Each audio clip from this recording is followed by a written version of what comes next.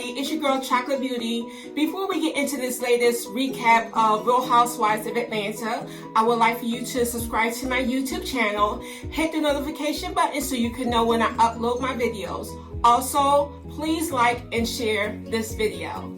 The episode opens up with Eva speaking to her husband Mike about him adopting Marley and them changing her last name to Sterling.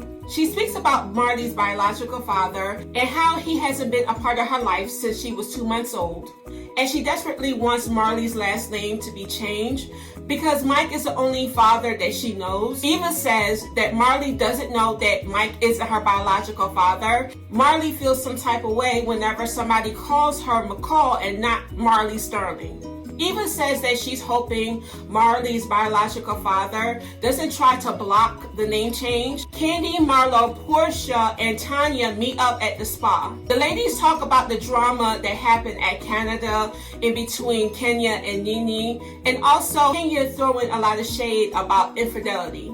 Cynthia felt that it was Tanya's right to know that it was Paul Kenya was referring to. Tanya said that she doesn't believe Kenya and she doesn't believe that Paul is cheating on her because they have a solid relationship. Tanya says since she wants to be petty and try to act as if she has some dirt on Paul, she actually has some information about Kenya.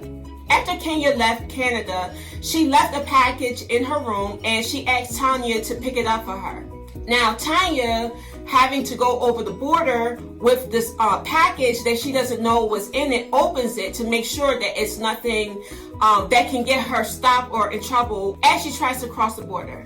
She lets the ladies know that it was a wig in Kenya's package, and more than likely she has been lying this whole entire time about wearing natural hair. Eva goes to pick up her husband Mike at his office, and as she's waiting for him, she calls Cynthia on the phone. She tells Cynthia that her and Mike are on their way to the courthouse to see about changing Marley's last name to Sterling. She was afraid that Marley's biological father would show up to the courthouse and try to block them from changing Marley's last name. Cynthia reassures Eva that everything was going to be okay and that she wouldn't have any issues changing Marley's last name. Mike gets in the car and they head to the courthouse. We find out that Mike was also adopted and he's been a part of Marley's life since she's been 15 months old. So he doesn't view Marley as anything besides his child. Mike adopting Marley is natural because somebody gave him a loving home and he wants to give Marley what he had in return. Portia meets up with her mom and sister and she tells them that Dennis had re-proposed to her in Canada. Lauren told Portia that Dennis needs to understand that this wasn't only devastating to Portia, but it was also devastating to their family, and they were deeply affected by what he did. They were extremely hurt by the cheating scandal with Dennis, but they agreed to sit down and talk to Dennis. Mike and Eva were successfully able to get Marley's last name changed. This was the most emotional part of the episode. Eva started to cry, but it was happy tears. Candy said that Tanya told the ladies that Kenya had left a wig in her room and asked her to bring it back over the border. Kenya gets annoyed with Tanya for telling the ladies about the wig. Kenya says that she tried to be a friend to Tanya when they both were discussing about their issues with infertility. And Kenya told her about her struggles with IVF and how hard it was for her to get pregnant. And she understood where Tanya was coming from with her trying to have a baby as well. So Kenya is in her feelings. Kenya starts throwing shade at Tanya, saying that the woman that Paul was trying to date was better looking than her. She better watch herself because she could throw some more dirt on her name. Kenya, you don't have to be petty all the time. All the girl did was talk about a wig. Kenya, I'm gonna need you to just take it on the chin and keep it moving. Her telling the ladies that you left a wig in Canada is light shade and doesn't rise to the level of you throwing that type of shade at her. You know Tanya ain't ready for you. Kenya, cut that girl some slack and leave that girl alone. Tanya, Candy, and Cynthia show up to a party that Eva is having for her daughter's name change. Tanya asks Mike if one of Eva's friends asks her to bring over a package over the border, wouldn't you advise her to open the package? And he was like, absolutely, you need to know what you're bringing over the border. Eva left before the last dinner the ladies had in Canada, so she didn't know what was going on and what was being said about Paul. Tanya lets Eva and Mike know what Kenya had said about Paul. When I tell you that Mike got up so fast, Mike was not here for the conversation. He got up and ran from that table.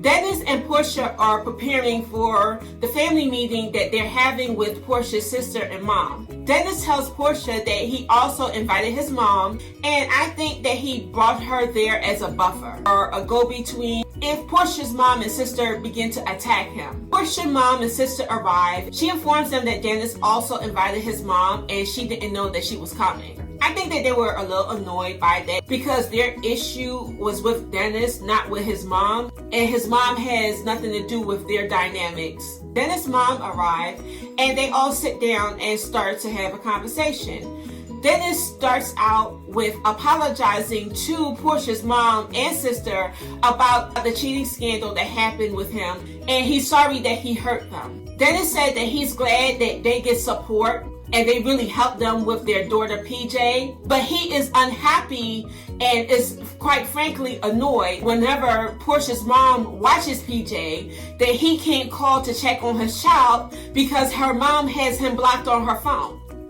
Portia says, well, she has you blocked on the phone, but you can still call her on the iPad. And Dennis was like, no, I should be able to contact her on the phone or on the iPad when she has my child. Portia stops him and says, wait a second. Now you got to understand that I'm really close to my family, and the fact that you hurt me so deeply, it affected them the same way. So my offense was also their offense. So that's why you're blocked from my mother's phone, because you hurt her child. And that's it. Portia's mom and sister expressed to Dennis their anger over his behavior. Portia then calls out Dennis' mother because she was so hard on Portia when she got pregnant and was pushing her to say, do you want to be a wife or do you want to be a baby mother? She was really pushing her to change the relationship and for them to get married. So she felt as though that it was hypocritical for her to be so hard on her because she wouldn't marry her son immediately. But when her son cheated on her, she didn't say nothing.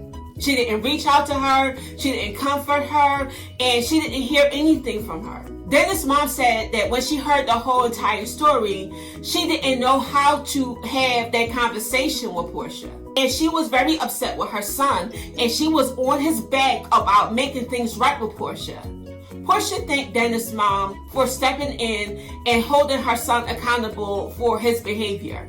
Both Dennis and Portia got emotional and began to cry as they spoke at the table. And then the episode ends. Overall, I did enjoy the episode. My favorite scene was Eva and Mike successfully changing Marley's last name to Sterling, and I thought it was a touching moment. Alright you guys, thank you for watching my latest review on Real Housewives of Atlanta, Season 12, Episode 12. Hopefully, I'll see you next week. Ciao.